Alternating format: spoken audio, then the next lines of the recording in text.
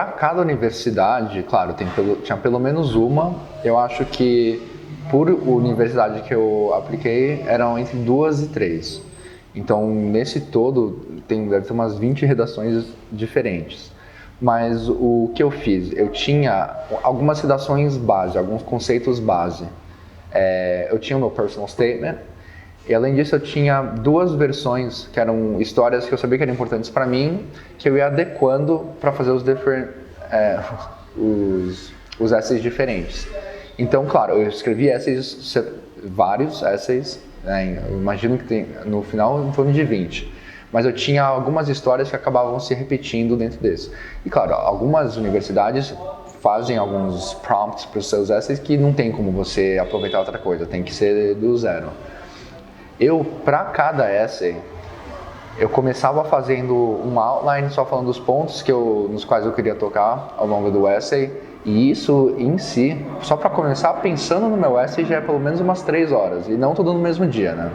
Ia demorando mais ou menos uma semana que eu ficava pensando. Na hora de sentar e escrever, a primeira vez ia umas 2 horas fácil. E para cada essay, eu fazia pelo menos 10 versões de cada essay. Entre eu escrevia, mandava para o meu counselor, recebia de volta, mandava para o professor.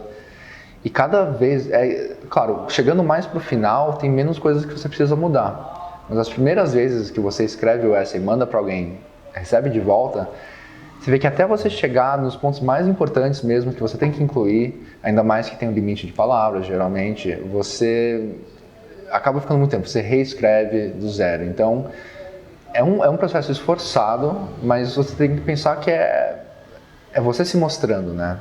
Tudo isso é antes de você conseguir uma entrevista, você tem que contar a sua história, você tem pouco espaço e você tem que se destacar. E é bastante coisa, sim, mas para fazer isso bem é muito tempo. Então, por semana, além das minhas aulas, tudo, essays, pro application process, em média era pelo menos 1 hora por dia.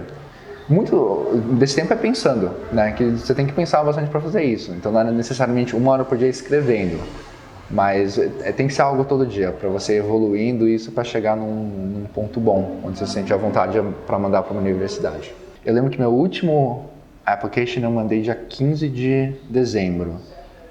Eu comecei tarde, eu comecei em agosto e foi corrido.